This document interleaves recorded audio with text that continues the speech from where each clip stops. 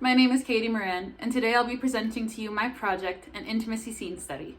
The idea for this project came to me in the fall of 2021 after reading the book Staging Sex by Chelsea Pace, which covers all of the ideas, tools, and techniques that you can use within intimacy choreography. For this project, I decided to direct and intimacy choreograph 3 different scenes that deal with 4 different types of intimacy. These types of intimacy include sexual, romantic, emotional, and abusive, which I like to define as when a character uses fear as a tactic.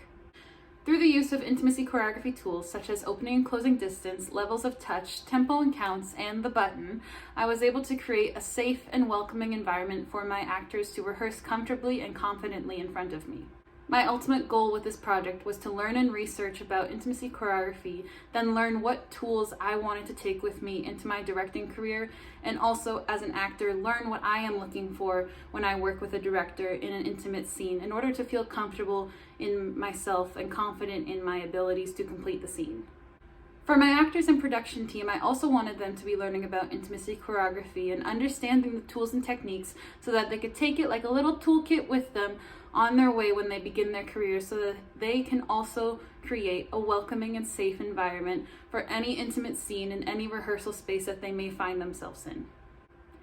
As a content warning, I want to inform you that these scenes deal with sexual intimacy, talk of sexual assault and suicide, and domestic violence shown through stage combat. In this first scene, From Spike Heels by Teresa Rebeck, we will focus on sexual and romantic intimacy. In this scene, Georgie goes to Andrew to tell him about the sexual harassment she has experienced in her workplace. With their Pygmalion-like relationship, things get a little more complicated as the scene goes on. Oh God, it really is stupid, isn't it? I mean, what did you think happened? Who wanted to screw me is what happened. Could you elaborate on that? What, you don't know what that means? He propositioned you, or he tried to rape you, or what? You gotta be more specific. Screw covers a lot of grounds. Well, in his own little weird way, he tried both, okay? Don't kid around with me now. Andrew, sit down. Listen, he didn't lay a hand on me, it was just... Look, he wanted to talk about my future with the firm, so he took me out to dinner, and then he told me how amazing I was, and I could be a paralegal if I kept this up. Oh my God, I spilled my soup, I got so excited. But then he took me home, and he asked if he could come up. So I said, sorry, I'd like to keep our relationship professional. So he propositioned. Last week. That was last week. Yesterday, he comes over, and he's like, can you stay and write up some interrogatories? And I said, sure. So, once everyone's gone, he invited me into his office, and he asked if I knew that his couch pulled out into a bed. So I said, Edward, I have work to do. And then he wanted to debate me about the pros and cons of whether or not he should screw me. So then I said, Edward, I don't have to be polite, I'm not going to fuck you. And then he said he didn't have to be polite either, and that he could rape me if he wanted to, because everyone else was gone and the security guard wasn't due until 10. It was scary, but I didn't think he'd do it. I mean, but I could see it in his little lawyer face. He could have done it. You went to work today? You went to work after that? Well, that job means a lot to me. What was I gonna do? Quit because Edward's an asshole? Quit and go back to waitressing? No, I didn't care. I didn't think it'd happen again. Thought that was it. Wasn't it? Yesterday he asked me to stay late again and write up a pleading. It gives me the look, you know? So I said, fuck you, Edward, and I threw my pencil at him. Why didn't you tell me? Damn it, why didn't you tell me yesterday? Andrew, you're mad. Yes, I'm mad. I've never seen you mad before. Damn, I'm mad. Sue him. Take him to court. Sue him for harassment. Andrew, he didn't lay a hand on me. Nothing happened. Andrew, what are you doing? You're not calling him, are you? Hi, Janine. It's Andrew. Can you see if Edward's still there? Andrew, I'm not kidding. Put the phone down. Can you put the fucking phone down? What? Did you think I was kidding? Have you lost your No, I mind? haven't lost my mind. Have you lost your mind? Gosh, I asked you to put the phone down nicely. But it's your little macho choice to keep on dialing, so don't go acting like I'm insane. I don't need you to do this protective male thing, okay? Okay. I'm sorry. Okay? It's okay. Let's talk about something else. Let's talk about books. Oh, I finished the one you gave me. Georgie. No. Oh, you got anything else? You can't have that. I'm using that. Oh, right. How's your book coming? Fine. No, I could help you with that. Now that I'm out of work, I could plug plug in my computer, type it all up for you, be done in a week. Sure. I could. And with this Pygmalion thing, you might as well get something out of it. What thing? Pygmalion. You know the thing that Edward, the guy we both can't stand right now, he told his partner that they were doing this pig thing, so I asked Donna about it. And then, well, she said that there was this book by this guy, so I bought it. George Bernard Shaw? Yeah, but it didn't strike me as being the same thing. No, it's not the same thing. It's not the same thing at all, alright? Edward doesn't know shit. Okay, Edward doesn't know shit, but I thought there were some similarities. No, it's not the same thing. And what is it? I mean, what is this? What is what? This, the dinners, the lessons, the job? What is it anyway? What, we've been doing this for 6 months? What's going on? It's friendship. Friendship. Yes. You sure about that? Yes. So you get mad when anybody fucks around with your friends? Yes. What are you doing? Nothing. Georgie. What? I'm not doing anything. I'm just sitting here next to my friend with hardly any clothes on. Come on, don't do this, please. Andrew, don't you want to do it just once? Please? Sort of? Kind of? I don't think a one night stand's what you're looking for. Well, then fine. We'll do it twice. She'll never know. No, she's not the one I'm worried about, Georgie. Oh, boy, look. You're upset about what happened with Edward. Do I look upset? But this isn't gonna fix that. I don't need to be fixed, Andrew. I've had a bad day. Can we just do it, please? Georgie, no, if I'd just be as bad as Edward, I'm not gonna take advantage of you. But yes, take advantage of me. Gosh, for once in your life, don't be noble, Andrew. Please don't be noble. Georgie, sweetheart. Andrew, she's gonna be here any minute. We don't have much time to talk about this. No. If you didn't want to do it, just say so. It's not that I don't want to. I want to, alright? You do? Yes. Oh, yes. Okay. Are we waiting for something? It's not that simple. Trust me, it is that simple. Not 15 minutes ago, you were on a rampage. You were ready to murder me and every other guy you met. What, now you want to make love? Sex is kind of spontaneous in that way. No, it's not what you want. I'm pretty sure it is. Listen to me. Will you please listen? Alright. Nietzsche talks about the myth of eternal return. Oh, don't do this to me. Thomas Hardy, historical repetition. I don't want to do it. We don't have time here. What history teaches is that you never actually learn anything from history. James Joyce. History's a nightmare from return. Trying to escape. Hegel. This is about your fucking... I don't want to hear about your fucking book right now. You better want to hear about it, because it's not about my stupid book. It's about your life. Historical repetition. God, the system eats up people like you. You end up in dead-end jobs, crummy apartments, bad neighborhoods, too much drugs, too many alcohol consumption. Oh my gosh, they give you nothing to live for, so you live for nothing. I didn't want to see you become another statistic. What does this have to do with whether or not we go to bed? Oh my gosh, I will not become one of your lovers. We're both worth more than that. I didn't mean... No, relationships mean something. People mean. Don't sleep with everyone you're attracted to. That's not the way it works. And besides from the crucial fact that I'm not going to betray Lydia, who I love, I'm not going to betray you. You want to know what this is? I'm not your friend, okay? I'm your teacher. And you don't sleep with your teacher. That's not how it works. Okay. I just want to sleep with you. I didn't mean to threaten all world history. Georgie, it's not that I don't want to. No, it's fine. I mean... I'm no better than ever, am I? No, you are. What's Lydia like? Is she gentle like you? I guess so. Edward is so full of shit. You know, the reason he told me that he came on to me is because you told him to. What?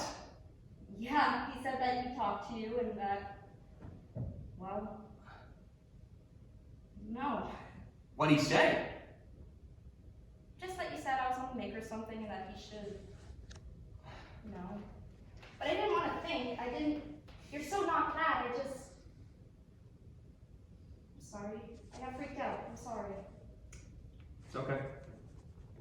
What a creep. Yeah.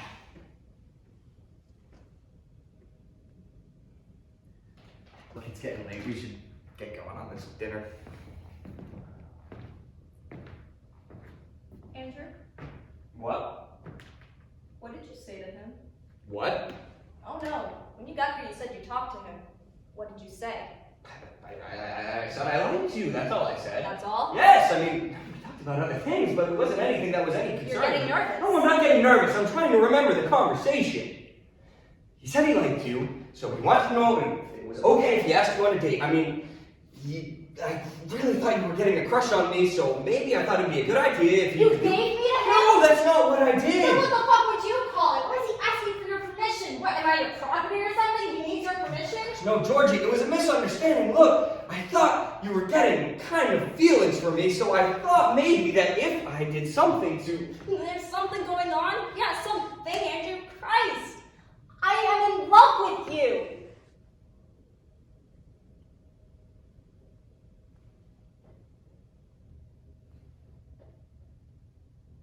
I'm sorry. I didn't know. You didn't know? How could you not know? Please believe me, if I had known, I never would have said Never anything. would have said what? Never would have said, go ahead, take her? You're just like the rest of them. No, you're not being fair. You're not listening Don't to me talk to me about being fair. Just don't even start. Don't walk out. We have to talk about this, Georgie! Fuck that, Andrew! You don't like my language, I don't like yours. I'm just sick of talking, okay? You guys, for all you know, you don't know shit.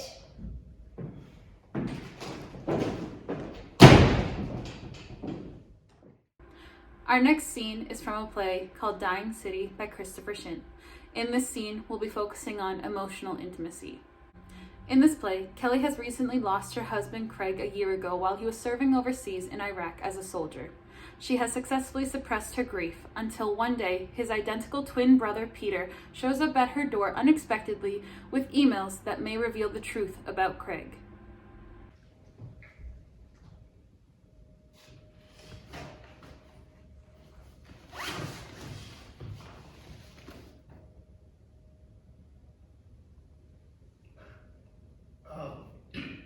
You're moving, aren't you?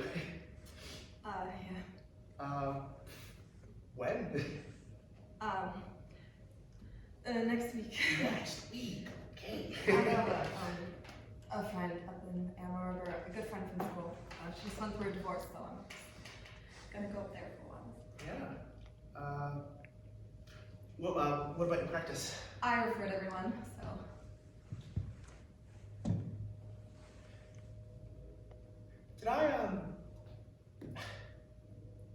Did I do something to make you not want to talk to me, or? It was just me. I didn't really want to have contact with anyone. Yeah.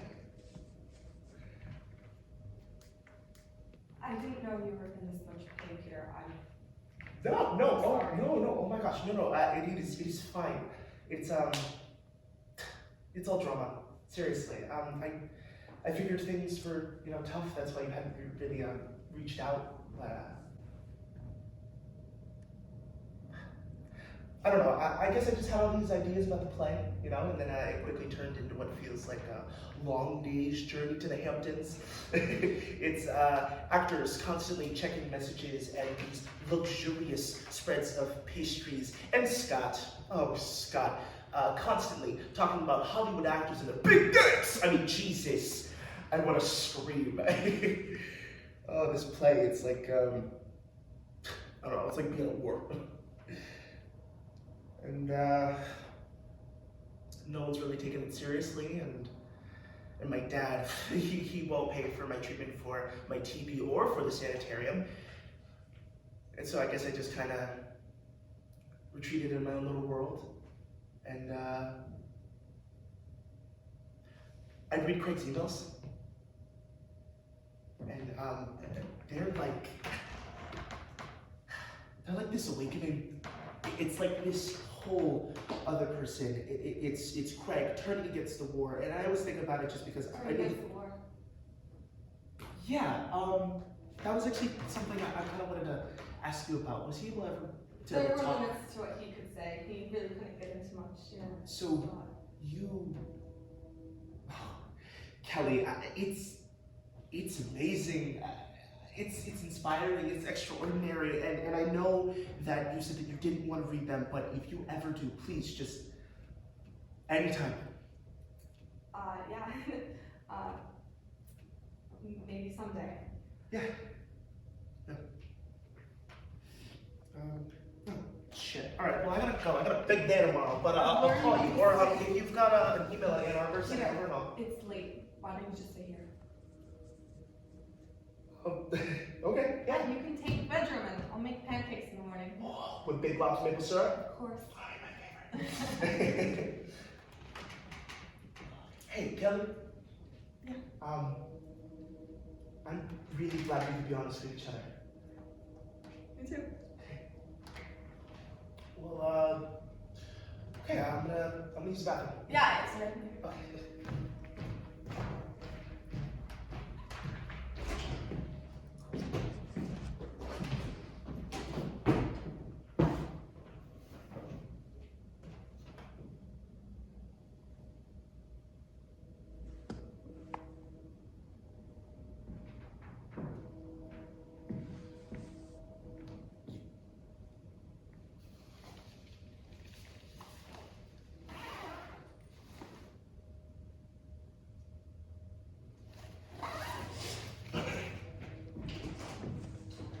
You know,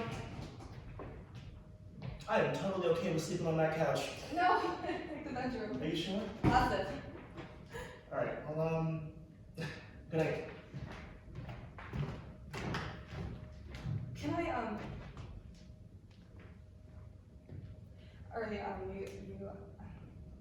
about the emails, you asked if I wanted to see them.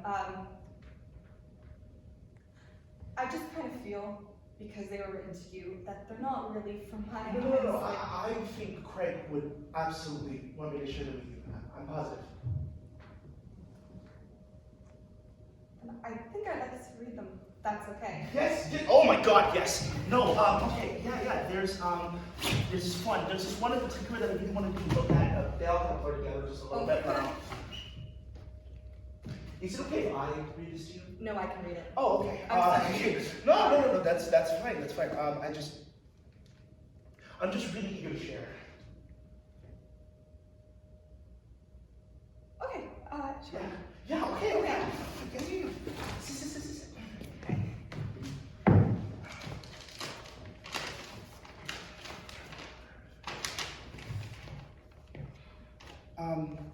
And hey, if this gets to be too much at any point, just let me know and we'll stop, okay?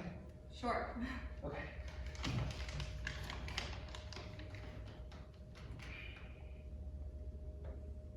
From what I can tell, it's not a big deal at home either. I think the images are a real comfort to people. That we're the powerful ones, in control, alive, clothed. I had a memory the other night of the time Dad put his fist through the car windshield. Do you remember? I recall so vividly Mom telling us when she was taking us to school the next day that it was a Vietnam flashback. We couldn't have been much older than 6. We were coming back from dinner, Dad was driving, Mom was saying something to him, and then suddenly there was a crunch. And I looked up and the windshield was like a spider web. And there was Dad's bleeding fist, gripping the steering wheel. I looked over at Mom and I remember thinking that she was going to look a certain way, upset or scared. But instead I saw her grinning. A little creepy grin on her face. You were looking out the window like you hadn't noticed anything, so I punched you in the arm. You said, ow, and Dad looked back for a second, and then turned back to the road. I think I've remembered this now, because what I've learned in that instant, that to be married to a man so powerful, he could put his fist through the glass, is what made our mother smile. This is exactly how I feel here. So powerful, I can't stop smiling. While suffering a wound I do not feel. Jesus. No memory. You have no memory of that. Vague, memory of Craig hitting me, but you know, that happened every once in a while. Craig would hit you? You know, it's kind of weird. Whenever my dad would hit me, Craig would yell at him to stop, but then, I think Craig would hit me a lot, I guess, too. And then Dad wouldn't do anything about it, and then when I go and tell my mom, she'd say, "Go tell your father," so, you know. I'm sorry. You know, whatever. Childhoods, everyone's got one. Yeah. And, you know, Craig used to tell me that your dad used to abuse you. Emotionally. He wasn't that specific. And neither was my father. You mean? I wasn't really allowed around a lot. Always off having an affair and buying me things that I didn't even want. And my mother, she's on too much value to care. So. I'm sorry.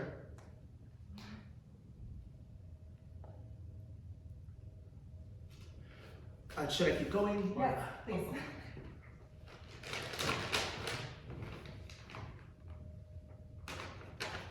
It's very eloquent, isn't it? Beautiful.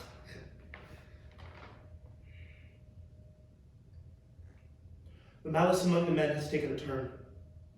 It's clear to everyone now that we are not equipped to bring this country back to life. The city is dying, and we are the ones killing it. But I do not blame my men. They were told they would be heroes, bringing freedom, and instead have been told to invade people's homes and take their freedom.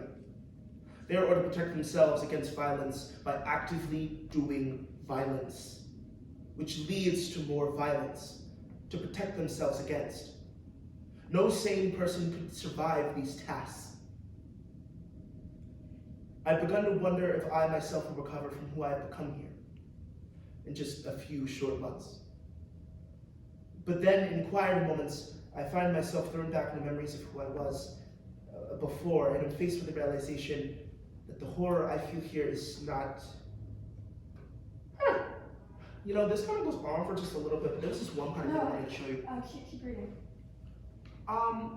You know, it just, as I read it out loud, it's just kind of longer than I thought. Go But, back to the part, in quieter moments, I realized that the horror I feel here, yeah.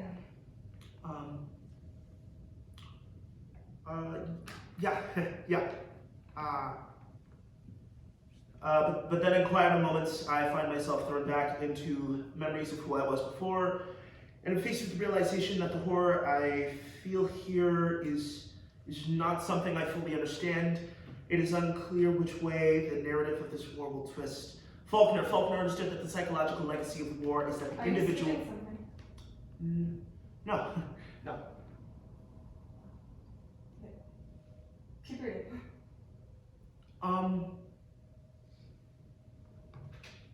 You know, I actually think Craig meant for this part to be just for me. What are you skipping? I'm not skipping.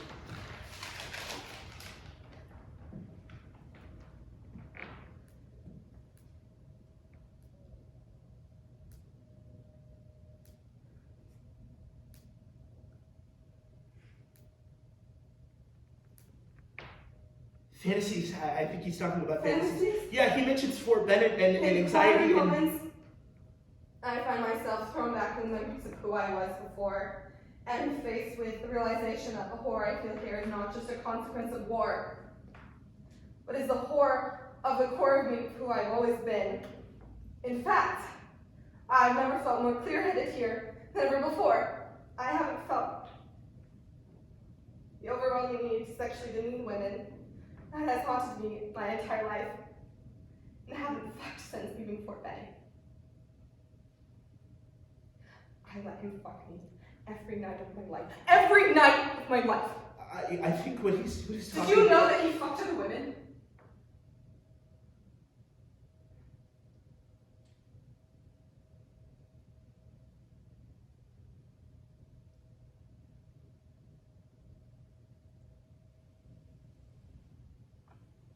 Once. I knew it. Do you want me to, Yeah. Okay. we were drunk. We were at a bar. We were drunk, and he got up to go to the bathroom, and he was gone for a while. So I thought maybe he had been throwing up or something was wrong. And then he came back, and I asked him if he was okay, and he just said. I think the bitch bit me. I think the bitch. Yeah, I think he was joking. I knew it when he got that farted. You know, I think it was the violence. I think the violence finally got to He him. literally just said it, so he's always. No. Our dad used to take us hunting. There's dead bodies This has everywhere. nothing to do with your father. Okay, but Kelly, he loved you. He was a coward. He fucking shot himself in the head. He felt guilty about something, right? Come on! Guilt. That is not guilt. Okay, then what? Then what is it then? He wanted to get away from me. No. He wanted to get away from me. So he fucking went to Iraq and shot us in the head! No, Kelly, no, he didn't do that. Just get out of my house! Please. Just leave. Kelly.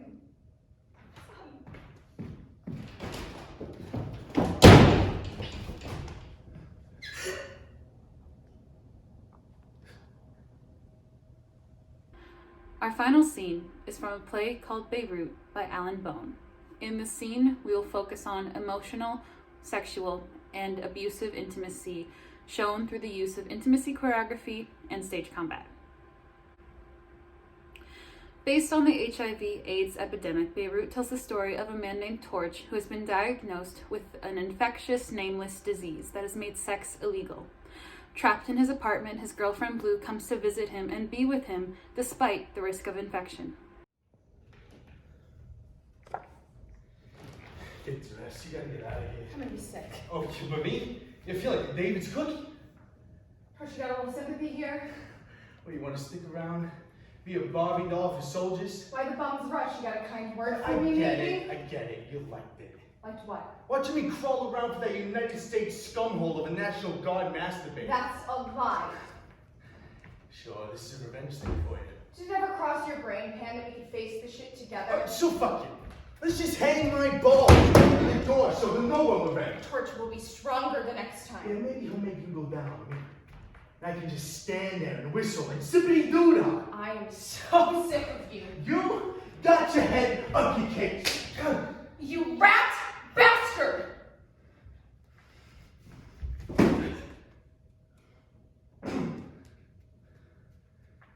I need some drugs. I want to stick it out here, then I'll stick it out here. Oh yeah? Let's play a game. You're on. It's kind of scary, Blue. Oh, hey. Change the pace. Call this game The Soldier in the Big Brave Uterus. And which are you? Get on your knees, honey. Gonna win this game, Lieutenant? I gave you an order. Okay. Woman enough for whatever it is you want to play? Are you man enough? Crawl.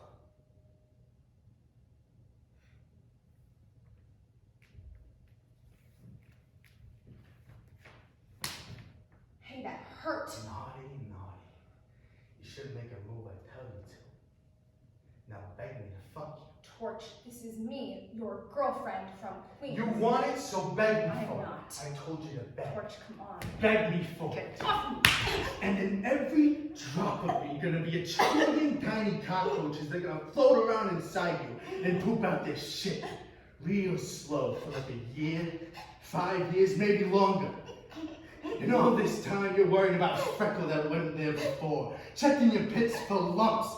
Getting cold sweats every time you cough. Checking your body out every hour of every day till this body you got, this body you think is so hot, You're choking me. starts to look like what it really is. A wax paper bag full of livers and turds that puts coffee stains in your underpants and snot in your water glass. I hate my body!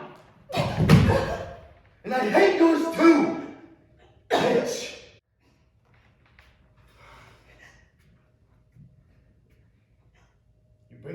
cigarettes?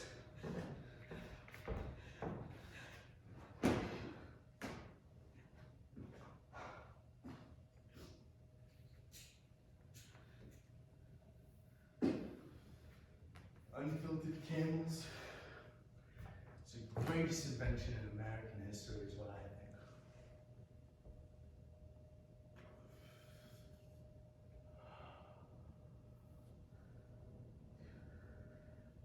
Plasma Detroit's got a new album out. Any good? Couple of cuts. Yeah, they only play that one car on the radio. Which one? Beep, beep, you're dead. I miss my stereo. I miss my earphones. Maybe I got it too. Yeah, maybe you do. But as far as they can tell from blood tests, you don't. So far, you're safe. Safe from what? Don't be an asshole. Anyways, I like it here. You can do anything you want here. Nobody cares. Nobody's watching. Did they get some pretty horny guards here you didn't notice? I know how to handle him. You were scared shitless of them. Don't worry about it. I got a plan for that garden. Like I said, I like it here. It's a hole, but we could fix it up. We could requisition some curtains. There's an alarm chair in that loft. Hey! Let's set up house and have a fucking baby. So fucking why not? Who in 6 months is gonna start getting these? Purple scabs? It's not 100% infection. Almost. You make a shitty father anyways. Blue. I'm a major risk category. You were always a risk, even before the plague. But pre-plague? Nobody never, ever died from some sucky love thing. You maybe got hurt, but you got over it. And you put your dress on and get your ass out of here. You go back and... And what? You live. Whatever that means, you live. You can't live without love. You just can't. Lots of people, they live without once ever loving some shitty flick on this planet. So, they're walking around dead. Priests. What about that? Never once did they Priests flick. love God. So love God! I love you! You can't live without it, Torch. This is a canary. Before I met you, I didn't love nothing, and I was okay. I could take it or leave it. I walked around town, had a couple of beers, hung around at the OTB, told funny stories to the unemployment. And then, I would go to some club and I'd listen to this cunt over here or that cunt over there drool at me about this love intestine. And I'd laugh. And then fuck her. Or not fuck her, it didn't matter. I was happy. Yeah. Jesus. You know, if I was blood negative, I would be out there breathing so free. Who needs sex? I would go to a ball game. I would flash my end card so casual, get on that subway to the BMT over the Manhattan Bridge to Brooklyn. The city looks great from that bridge. Or maybe I would go to Bensonhurst. And y'all know you queens, but me, a Brooklyn Italian and Bensonhurst is great. These old Italian guys standing in front of the gelati cafes, staring at the girls and the baby carriages. Babies, Torch, they kill you out there if you get pregnant. So who needs kids? Fucking brats anyways. They can raise them in test tubes now. Yeah, I heard on the radio. Big breakthrough. Culture the race in jars or some shit. No exchange of virtuous fluids. So who wants to be born in a petri dish? So there's baseball and stickball and 86th Street in Brooklyn. Everybody on that street bopping around, flirting, eating takeout. Nobody is bopping around out there, Torch. No stickball, no flirting, no life. Don't you get it? Without love to look for, without sex, at least there's nothing. There's pizza. And just get out of here. You make me sick. Right. My body is this bladder sack with turds floating around in it. I heard you. What if you die from it, Blue? And I gotta live with that? Over here. Answer me. Come over here and I'll tell No, you. tell me from there. I want to hear this. How I can sit here and watch those nice tits of yours shrivel up like raisins. How I can sit here and watch you lose like 50 pounds in 24 hours while your head puffs up to twice its size, and now I've done it to you. This I want to hear. You want pizza? You got pizza.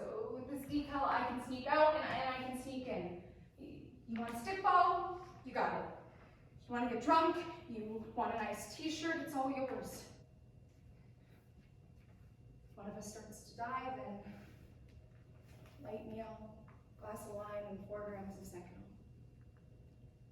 2 grams apiece. Go to sleep in each other's arms. Naked.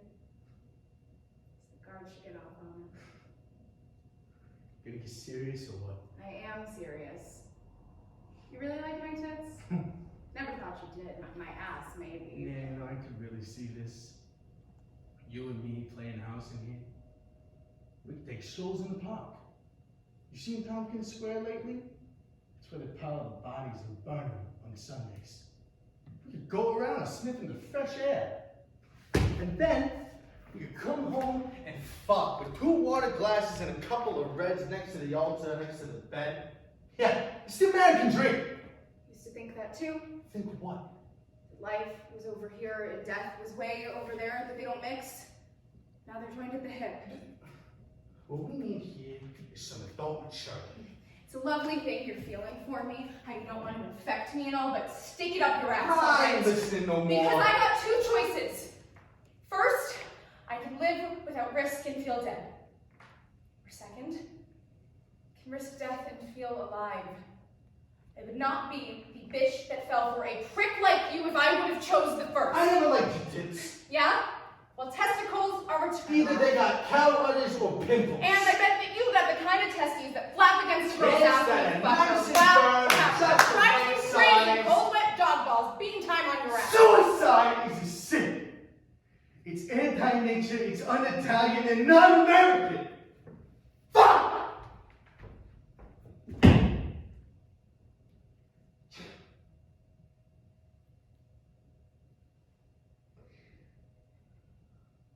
You had a choice about getting this disease, or you had one word to say about one thing that's happened to you in your whole life, including you got born.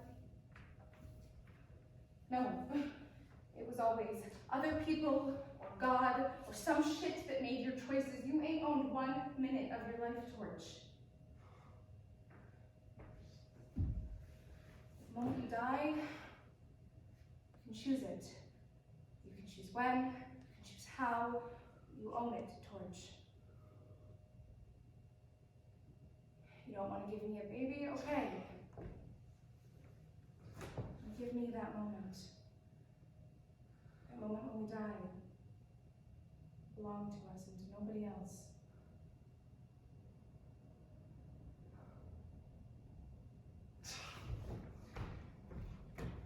You want to listen to some music?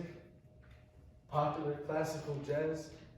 All I'm saying is it don't have to be a sin. You end up in hell. Oh my God, how will we handle it? Shut up and go home. Okay, that's settled. I'm gonna get some curtains for in here, and as for that guard, I know what to do about him. Got the idea from this TV program I saw the other night. NBC Coast to Coast. It's about plagues in Europe hundreds of years ago. It's supposed to make us feel better. I don't know. Anyways, they talked about how these people who got the Black Death, well, they'd be really pissed at the people who didn't got it, so they would sit by their windows all day and wait for well persons to pass by on the street, and then suddenly they would reach out, grab them, and breathe on them. People never change. So that's what I'm gonna do to that guard. When he's getting hot, I'll ask him to come closer and then breathe on him. This thing isn't airborne. It's a fluid transmission only. Thank you, doctor. So I'll spit on him. We can always scare him off. Scare him so bad he'll stop bothering us. There's power in being sick, Torch.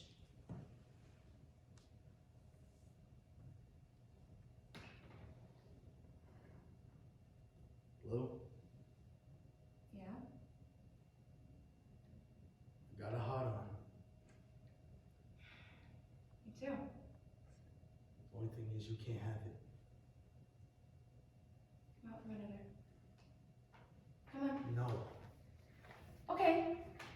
Then here comes a micro. Stop it. I'm a germ. I'm gonna kill you. You can't do Come this. out the National Guard. You're gonna have to do this, Blue, all by yourself. It ain't my responsibility.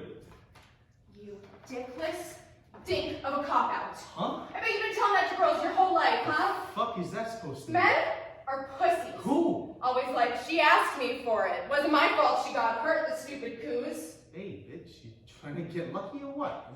I can just see you. If I come down with this, you're gonna be crawling around here going, it wasn't me. She asked for it. I was just this innocent bystander. Right, then we won't do it, so get out of here.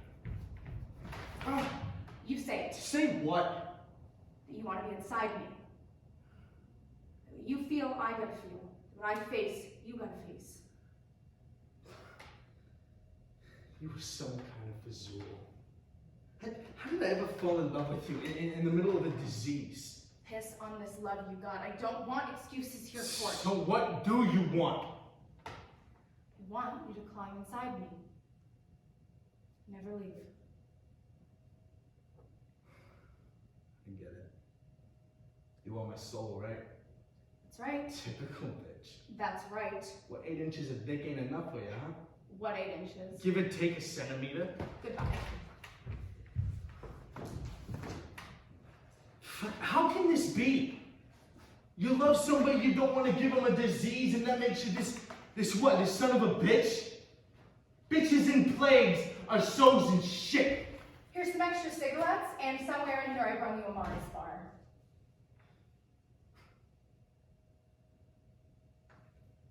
Under your thumb. That's where you want us. Stuck in a fucking cage where only you got the key. Well, let me tell you something. With the guy, it's different. He wants a nice fuck, a good time, a couple of laughs, and then he wants to go out to play some pool. What are you talking about? We'd be trapped here, Blue, looking for spots on each other all the time. I can't live inside you like some romantic magazine. Even if I forget and drink out of the same water glass as you, much less fuck you, I would hate myself. Guys always do. Do what? Hate themselves. After fucking, you guys can have this 4th of July experience of a woman's vag and still feel like total shit afterwards. Why is that? You keep changing the subject. The subject is you got no balls. Fucking what? I don't want to murder you. Is that okay? No, I won't eat that. But it's the truth. I gotta go. Oh, what? So I'm some kind of limp wimp because I don't want to fill you full of Polaroids? Shit on this virus mumbo. What you don't want is me. A human being on your hands who might feel pain or make a demand or need you in her guts when there's nothing left. No, that is total and complete bullshit. George, I didn't come here for a visit. I came to live with you and maybe even die with you. Didn't know what I'd find. Would your skin be smooth and white like before, or would it be covered with sores? I didn't know, and I didn't care.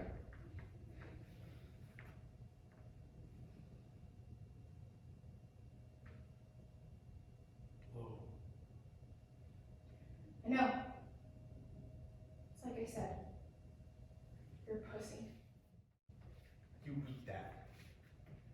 Die alone. It's not pretty hot for such a dry home. You done enough to get it I wet? don't care if it's wet. There ain't gonna be no love in this, Blue. Love? You hide behind it anyways. I'm a loaded gun, Blue. So shoot me. Poison fangs, Blue.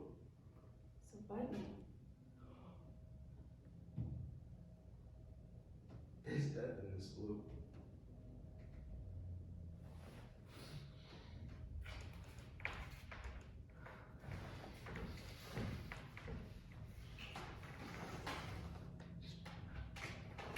Thank you all for taking the time to watch my project. I'd just like to say a big thank you to my cast for being brave and willing to learn about intimacy choreography, and to my production team for taking this on as well. You all did a fabulous job, and I could not have done it without you. If you have any interest in learning more about intimacy choreography, please go read the book Staging Sex by Chelsea Pace. And if you'd like to learn more about the specific vocab or tools that we used in our process, please scan this QR code or click on the link in the bio, which will lead to a program that discusses how we did this process and my ideas throughout. Thank you again, and I hope you enjoyed our intimacy scene study.